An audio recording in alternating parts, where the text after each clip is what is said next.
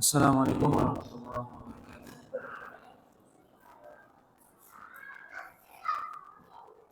Innal hamdalillah nahmaduhu wa nasta'inuhu wa nastaghfiruh wa na'udzu billahi min shururi anfusina wa sayyiati a'malina.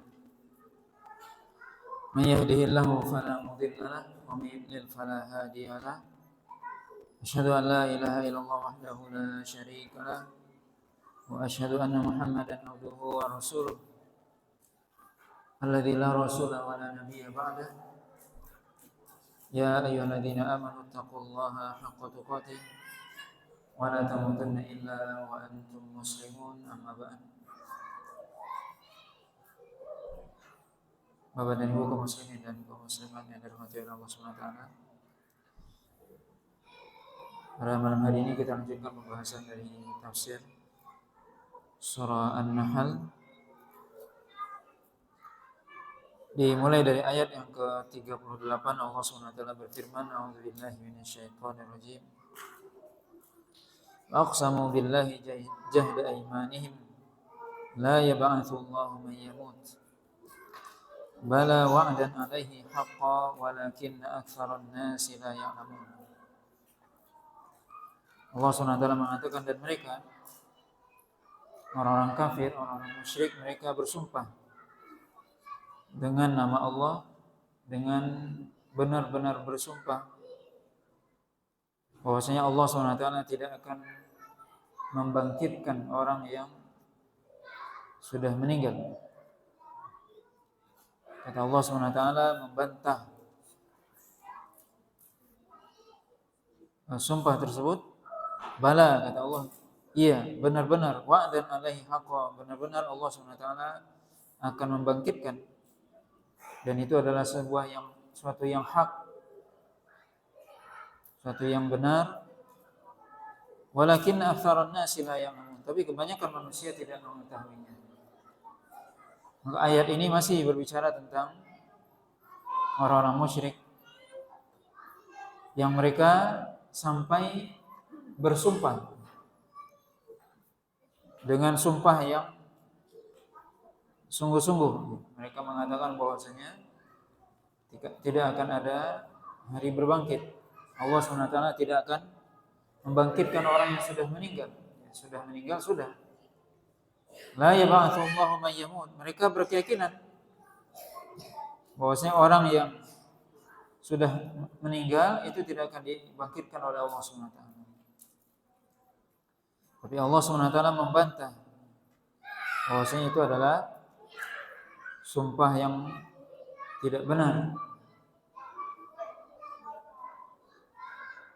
Kata Allah SWT, bala wa'dan alaihi haqqa, bahwasanya benar-benar hari kebangkitan itu akan ada. Wa'dan alaihi haqqa, dan itu adalah janji Allah yang pasti, yang benar, yang akan terwujud. Tapi kebanyakan manusia tidak mengetahui. Untuk apa Allah SWT membangkitkan manusia? Allah SWT katakan, liyubayyina lahum alladhi yakhtalifuna fihi wa liya'lama alladhina kafaru annahum kanu kadzibin. Yaitu di antara hikmah Allah SWT membangkitkan manusia agar Allah SWT menjelaskan kepada mereka nanti di hari kiamat, yaitu orang-orang yang mereka berselisih tentangnya, berselisih tentang hari kebangkitan.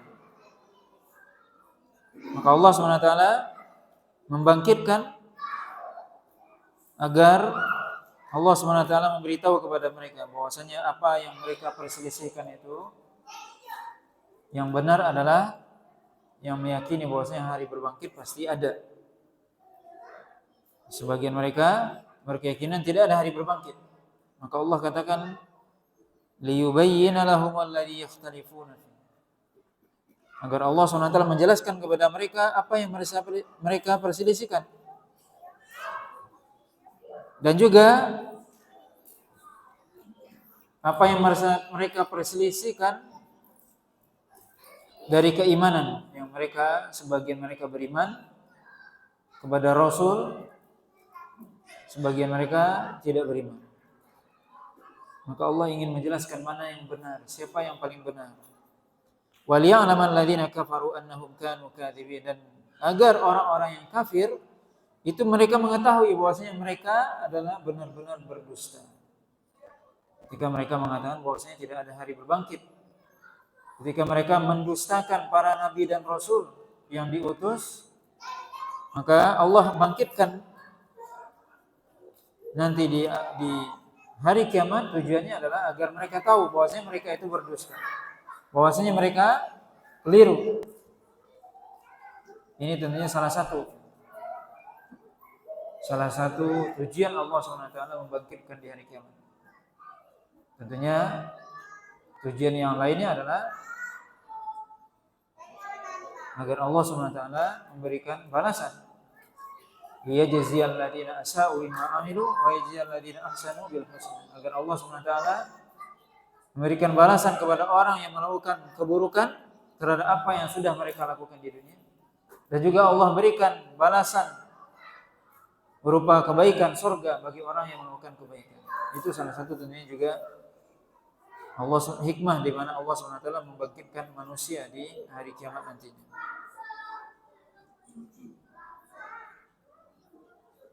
Innama qauluna li syai'in idza aradnahu an naqula lahu kun fayakun. Allah SWT katakan bahwasanya perkataan kami terhadap sesuatu, jika kami ingin sesuatu itu terjadi, maka cukup kami mengatakan kepadanya kun, maka terjadilah. Allah SWT katakan, jika kami ingin sesuatu itu terjadi, maka cukup kami mengatakan kata Allah kun, maka akan terjadi. Termasuk apa? Kebangkitan. Hari berbangkit, hari kiamat, tidak ada yang sulit bagi Allah SWT. Dalam ayat yang lain Allah katakan wa ma amruna illa wahidatun kalamhil basar. Tidaklah urusan kami ini kecuali satu seperti kedipan mata. Kata Allah SWT dalam ayat yang lain, yaitu bahwasanya Allah SWT ketika ingin menghidupkan ma khalqukum wala ba'tsukum, kata Allah, illa kanafsin wahidah. Tidaklah penciptaan kalian dan juga kebangkitan kalian kecuali, kata Allah SWT, seperti menciptakan ataupun membangkitkan seorang saja, satu saja. Ketika Allah SWT menciptakan makhluk yang banyak ini, sama dengan menciptakan satu saja. Ketika Allah SWT ingin membangkitkan seluruh makhluk, seperti membangkitkan satu makhluk saja. Mudah bagi Allah SWT, tidak ada yang sulit bagi Allah SWT untuk membangkitkan manusia. Ketika Allah mengatakan kun, maka bangkit seluruh manusia. Tidak ada yang sulit, dan ini menunjukkan kebesaran Allah SWT. Bagaimana Allah SWT menciptakan manusia yang banyak ini bisa seperti menciptakan satu orang saja. Membangkitkan manusia yang banyak ini sejak zaman Nabi Adam sampai hari kiamat, berapa banyaknya itu jumlah manusia, seperti menciptakan satu orang saja. Tidak ada yang sulit bagi Allah SWT. Dan ini menunjukkan kalau kita renungkan bagaimana kuasa Allah SWT yang sangat besar. Bagaimana Allah SWT menciptakan dan membangkitkan itu mudah bagi Allah SWT. Bahkan membangkitkan itu, kata Allah SWT dalam ayat yang lain, wa huwa ahwanu alaihi. Lebih ringan bagi Allah, lebih mudah membangkitkan. Tidak ada yang sulit bagi Allah SWT. Maka ini menunjukkan kekuasaan Allah SWT, kemahakuasaan Allah SWT yang sangat besar, yang tentunya kalau kita pikirkan, kita renungkan bagaimana Allah SWT maha kuasa menghidupkan manusia, semua itu mudah bagi Allah SWT. Sekejap saja, maka semuanya akan bangkit.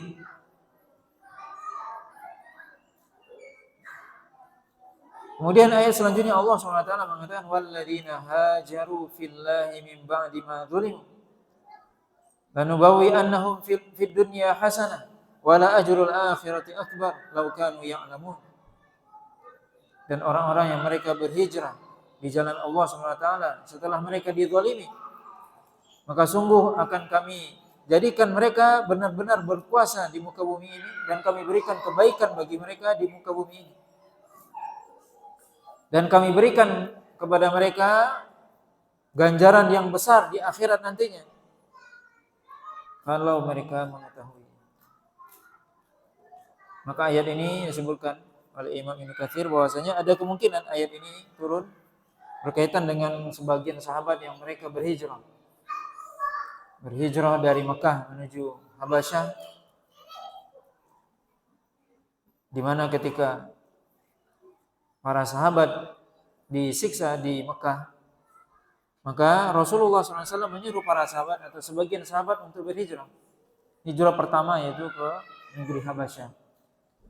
Termasuk yang ikut hijrah adalah Utsman bin Affan radhiyallahu ta'ala. Maka mereka, para sahabat, mereka orang yang mereka berhijrah, meninggalkan kampung halaman mereka, tempat tinggal mereka yang biasa mereka tempati, untuk menyelamatkan diri mereka dan agama. Maka hijrah adalah ibadah kepada Allah SWT. Seorang ketika dia berada di suatu negeri kafir tentunya, atau di suatu tempat yang di situ banyak maksiatnya, maka dia, kalau negeri kafir jelas wajib hijrah kalau dia mampu meninggalkan negeri itu. Karena Rasulullah SAW itu menyuruh para sahabat hijrah dari Mekah. Kenapa? Karena mereka disiksa di Mekah. Mereka tidak mampu melaksanakan agamanya di Mekah. Takut agamanya hilang, atau takut kalau seandainya fitnah di Mekah itu yang sangat kuat, fitnah agama, maka khawatir mereka, sehingga mereka segera diperintahkan oleh Nabi SAW untuk hijrah. Dan Nabi sendiri nanti hijrah ke Madinah. Dan kita bisa bayangkan bagaimana hijrah di zaman dahulu. Jangan dipikirkan seperti zaman kita. Kalau zaman kita ya pindah gampang. Pindah dari Jakarta ke Bengkulu ya gampang kalau zaman sekarang. Jual di Jakarta, di Bengkulu beli lagi. Ketika para sahabat hijrah enggak ada yang dijual. Mereka hijrah dari Mekah, rumahnya siapa yang mau beli? Justru mereka hijrahnya sembunyi-sembunyi. Sebab kalau terang-terangan dicegat oleh semua orang kafir. Kebunnya siapa yang mau beli? Ditinggalkan itu kebun. Apa yang mereka bawa? Kendaraan, pakaian atau harta yang bisa mereka bawa, yang bisa dibawa oleh unta di zaman itu. Maka kalau kita bayangkan bagaimana perjuangan para sahabat hijrah dibandingkan dengan kita, misalnya hijrah juga dari negeri kafir, misalnya mungkin ada yang hijrah dari Amerika, dari Jepang, dari mana ke negeri muslim, ya belum, tidak sama. Ya sama-sama hijrah tapi pengorbanannya berbeda. Bagaimana mereka, para sahabat di zaman dahulu, bagaimana mereka benar-benar meninggalkan apa yang mereka miliki. Mungkin di Mekah mereka punya rumah, punya kebun, punya berbagai macam bisnis dan sebagainya, ditinggalkan itu semua. Mus'ab bin Umair, seorang sahabat Nabi SAW yang masih muda, yang dia adalah anak orang kaya, hijrah ke Madinah, nggak punya apa-apa, bahkan dia diusir oleh orang tuanya yang masih kafir ketika itu. Maka pengorbanan hijrah para sahabat itu nggak main-main. Bagaimana mereka memang rela meninggalkan harta mereka untuk menyelamatkan agama. Maka ini kita bisa lihat bagaimana keimanan para sahabat yang mereka meninggalkan dunia mereka untuk menjaga akhirat. Mereka tinggalkan dunia untuk mencapai akhirat. Di zaman sekarang naudzubillah kebalikan.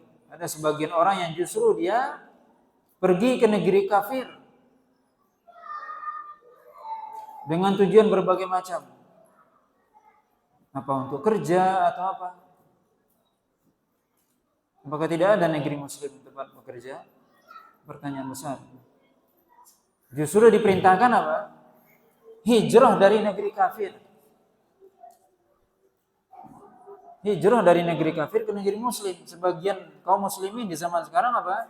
Dia justru pergi bekerja ke negeri kafir, mencari dunia. Mencari dunia di negeri kafir, kemudian mengorbankan agama. Jelas agama dikorbankan ketika dia berada di negeri kafir. Gimana dia sholatnya? Yang di situ nggak ada masjid, sholat berjamaah, nggak ada Jumat. Bagaimana belum lagi para wanita yang bebas di sana semua, agamanya hilang. Bagaimana mereka mencari dunia dengan mengorbankan agama, naudzubillah. Dan ini dilarang oleh para ulama. Melakukan safar ke negeri kafir itu dilarang. Kecuali ada syarat-syaratnya. Boleh seorang melakukan safar ke negeri kafir kalau ada kebutuhan yang mendesak. Misalnya berobat nggak ada lagi di negeri muslim ini. Dokter yang bisa menyembuhkan dia cuma di negeri kafir itu ada, ya pergi ke situ. Dan itu pun selama dia berobat aja, setelah itu pulang lagi. Ini bagaimana dengan orang yang pergi ke sana? Atau dia belajar yang ilmu itu hanya ada di negeri kafir itu aja adanya. Di negeri muslim nggak ada ilmu itu. Bisa dia di situ. Itu pun dengan syarat para ulama mengatakan apa? Harus punya iman dan ilmu. Karena apa? Di negeri kafir apa? Banyak syubhat dan syahwat. Syubhat dan syahwat. Bagaimana seorang pergi ke negeri kafir tidak punya ilmu agama? Akhirnya semua boleh di sana. Karena dia pasti lambat laun akan terpengaruh dengan lingkungan. Mungkin pertama datang iyalah masih dia menjaga dan ini dan sebagainya. Tapi ketika dia terus di sana, orang depan, belakang, kanan, kirinya melakukan ini semua bebas, dia akan ikut. Hati manusia sangat lemah. Lingkungan sangat besar pengaruhnya. Maka orang yang berangkat ke negeri kafir itu harus ada syarat iman dan ilmu. Kalau enggak boleh dia. Maka ini bisa kita lihat bagaimana kita bisa membandingkan bagaimana keimanan para sahabat dengan keimanan kita hari ini. Bagaimana para sahabat mereka tinggalkan dunia mereka, rumah mereka, kebun mereka, semua bisnis mereka tinggalkan untuk menyelamatkan agama mereka.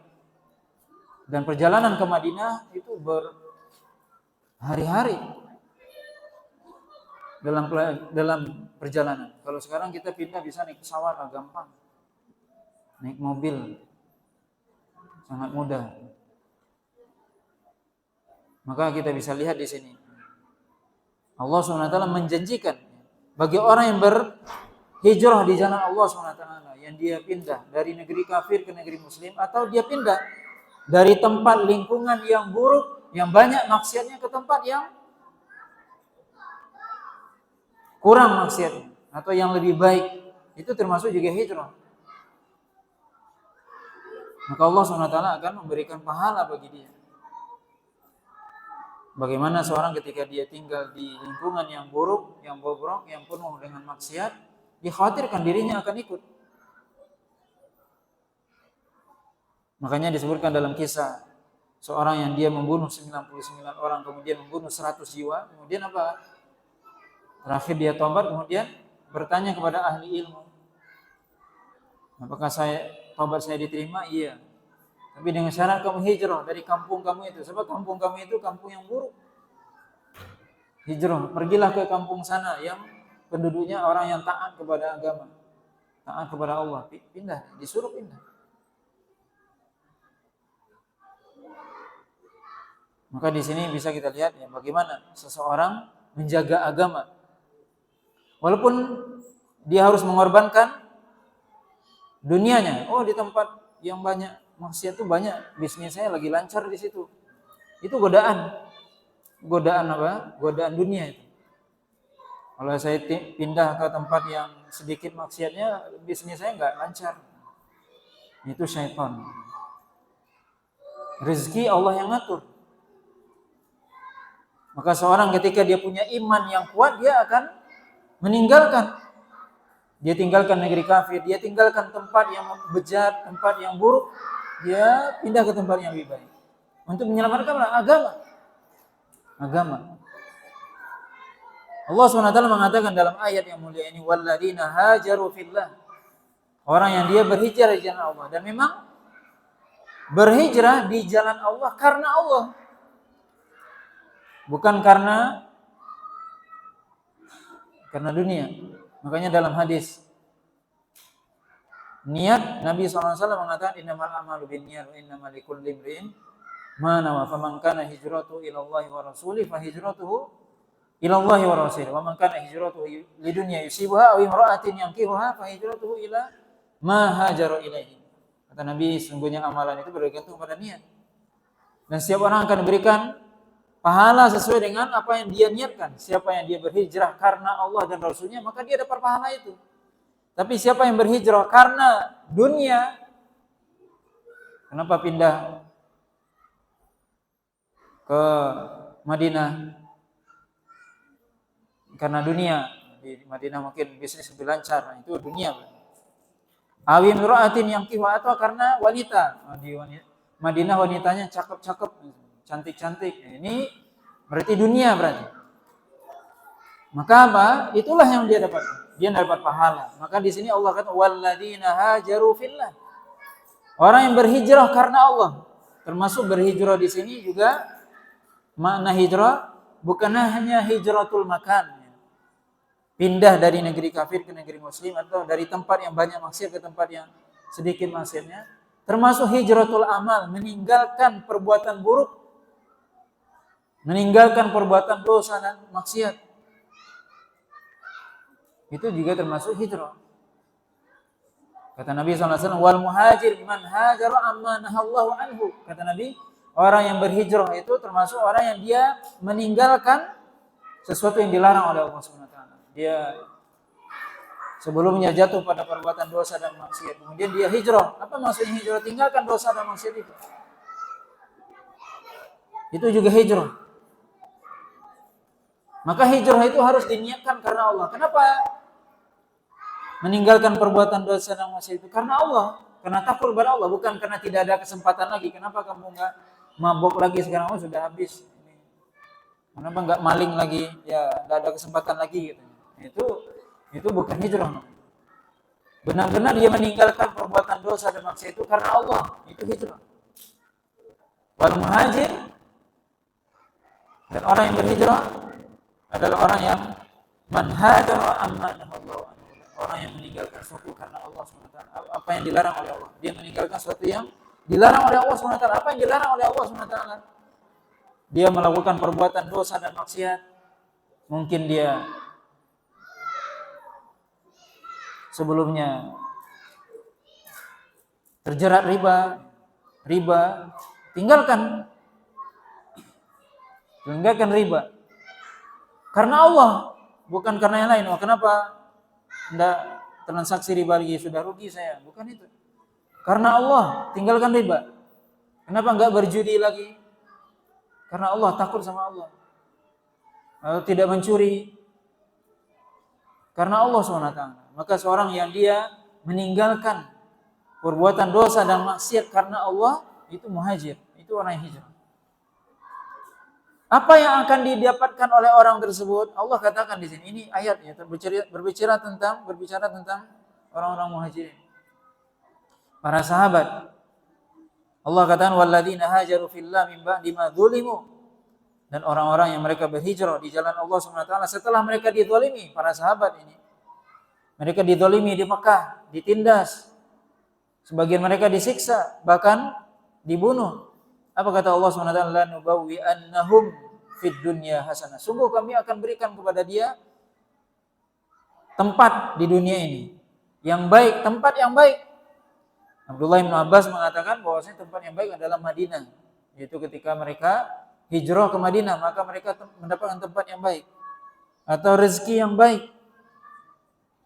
Atau makna yang lebih umum daripada itu disebutkan oleh sebagian para ulama, di mana para sahabat ketika mereka berhijrah, yang tadinya mereka di Mekah, coba kita renungkan sejarah para sahabat. Mereka hijrah dari Mekah ke Madinah, meninggalkan kampung halaman mereka, meninggalkan harta mereka, rumah, kendaraan, kebun mereka, hijrah ke Madinah.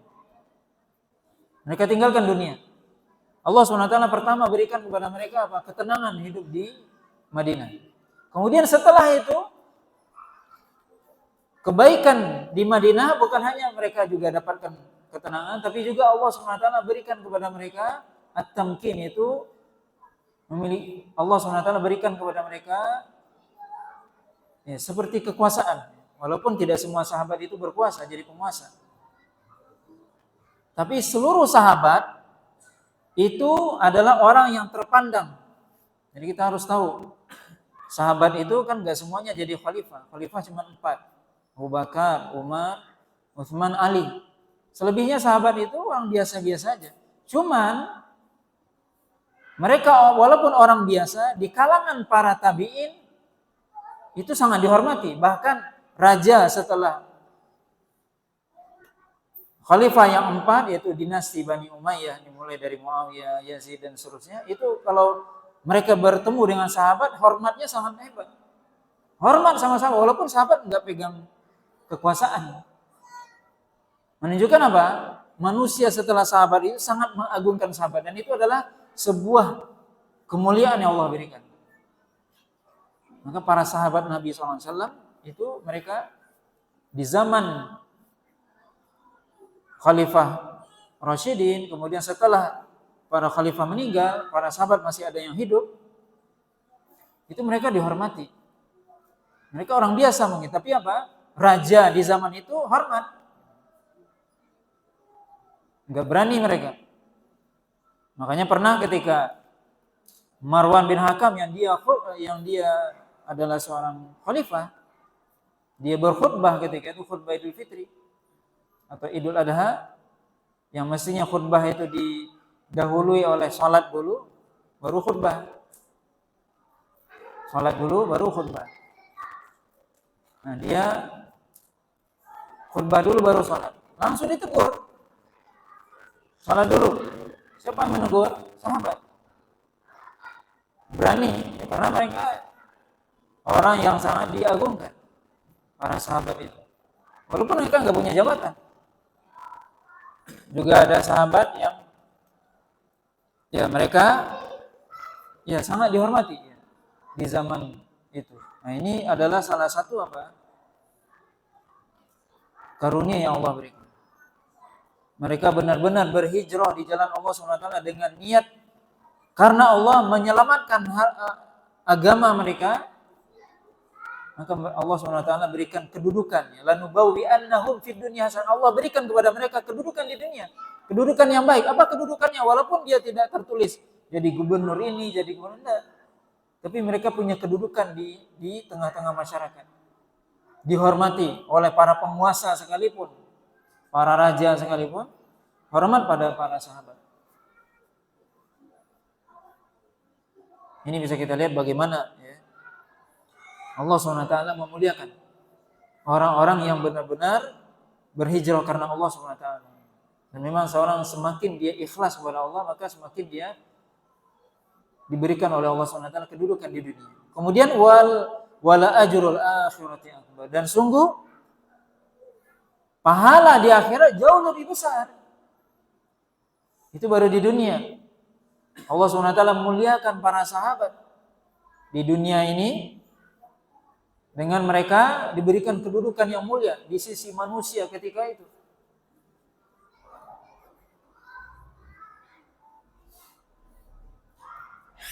Dan tentunya pahala di akhirat jauh lebih besar. Laukanu ya'lamun. Kalau seandainya manusia semua mengetahui. Artinya apa?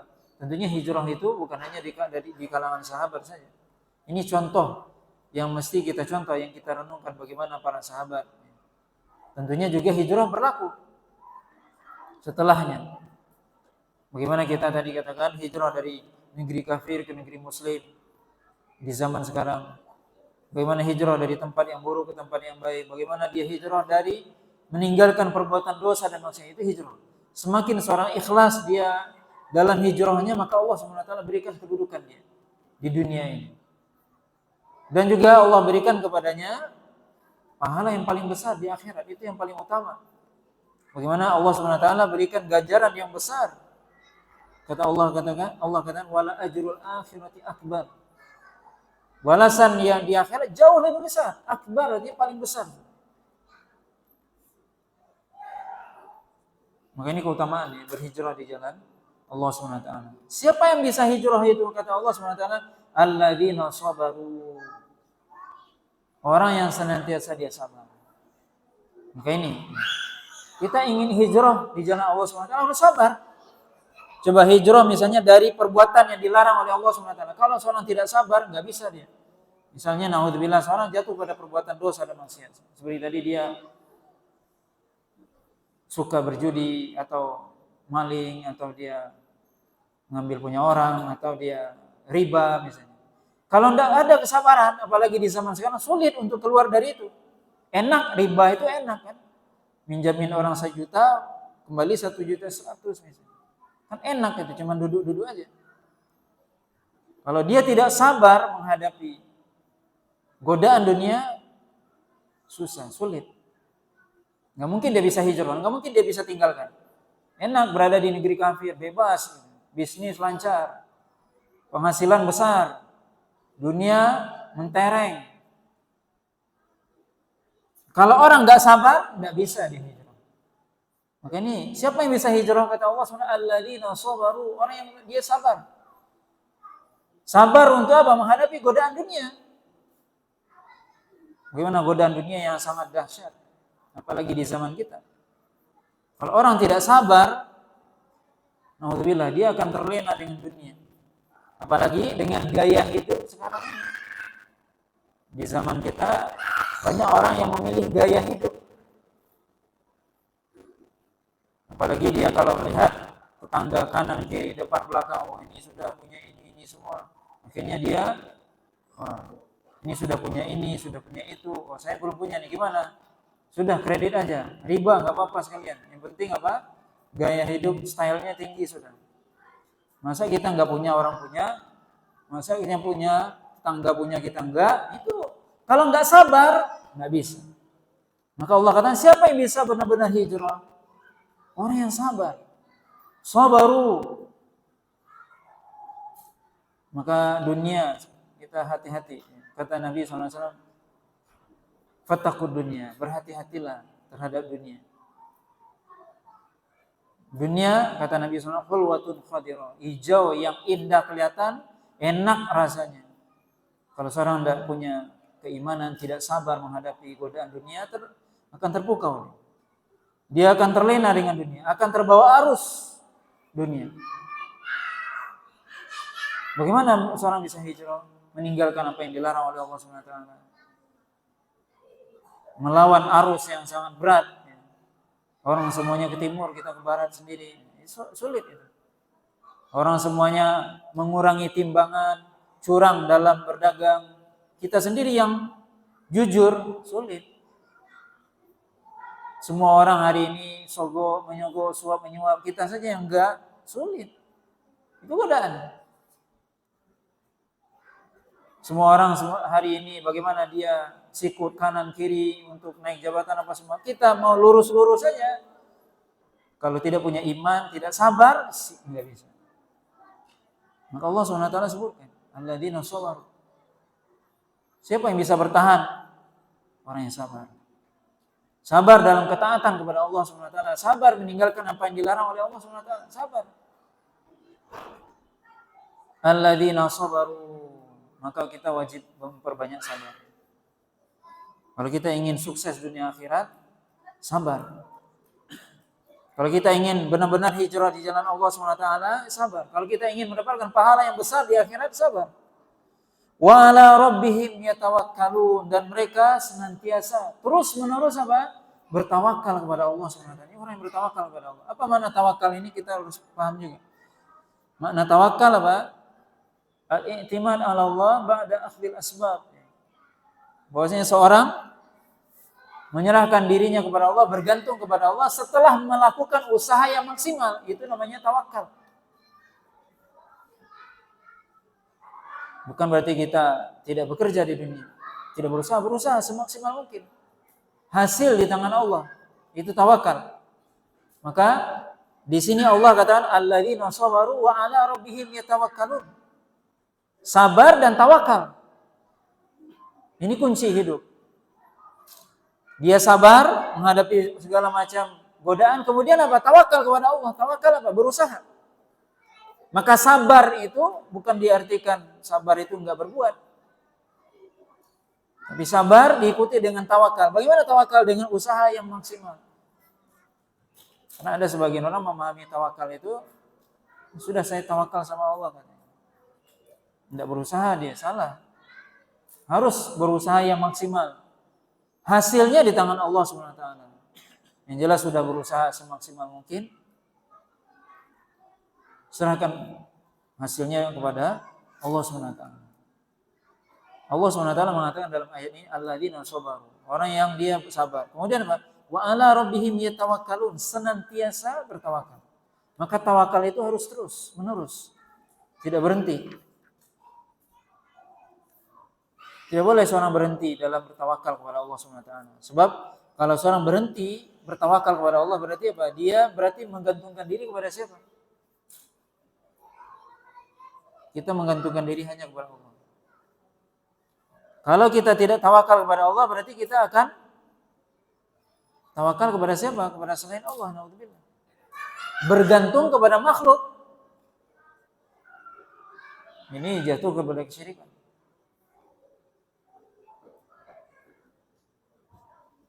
Maka bertawakal kepada Allah Subhanahu wa ta'ala, rabbihim yatawakkalun. Hanya kepada Allah bertawakal. Kita hanya kepada Allah kita menyerahkan diri kita. Bergantung, bukan juga kepada usaha. Usaha itu hanya sekedar akhdul asbab, yaitu sebagai sebab. Karena itu diperintahkan oleh Allah SWT. Tapi kita menggantungkan segala harapan itu hanya kepada Allah SWT. Dan tidak boleh juga bergantung pada diri sendiri. Wala takilni ila nafsi. Dalam doa, wala takilna ila anfusina tarfata ain. Jangan jadikan kami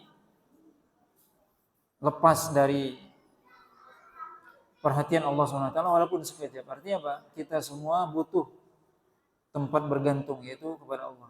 Kalau kita tidak bergantung kepada Allah, maka kita akan menjadi lemah. Maka Bapak dan Ibu yang dirahmati oleh Allah SWT, ayat-ayat ini menjelaskan kepada kita bagaimana seorang yang dia senantiasa berhijrah di jalan Allah SWT, senantiasa dia menjaga dirinya dari apa yang dilarang oleh Allah SWT. Syaratnya atau caranya adalah bagaimana dia sabar dan tawakal kepada Allah SWT. Dengan itu dia benar-benar bisa benar-benar hijrah di jalan Allah. Terutama tanya hijrah meninggalkan perkara yang dilarang. Meninggalkan perkara yang dilarang oleh Allah SWT itu enggak mudah. Bagaimana caranya bisa kita meninggalkan itu? Dengan sabar dan tawakal kepadanya. Karena dengan itu Allah akan membantu. Sebab kalau orang tidak tawakal kepada Allah, dia menganggap dirinya bisa sendiri, dia menganggap dirinya hebat, maka dia sebenarnya telah bergantung kepada sesuatu yang lemah. Karena diri kita ini lemah. Maka senantiasa kita bergantung kepada Allah. Memohon kepada Allah SWT untuk senantiasa dibantu, ditolong, sehingga bisa tetap berada di jalannya, tetap berada di ketaatan kepadanya, tetap istiqamah di jalannya. Wallahu ta'ala mungkin ini beberapa ayat yang bisa kita sampaikan pada malam hari ini. Mudah-mudahan kita bisa senantiasa sabar dan tawakal dalam menghadapi hidup di dunia yang sementara ini. Wallahu ta'ala alam. Wassallallahu ala nabiyyina Muhammadin wa ala alihi wasallam. Wassalamualaikum warahmatullahi wabarakatuh.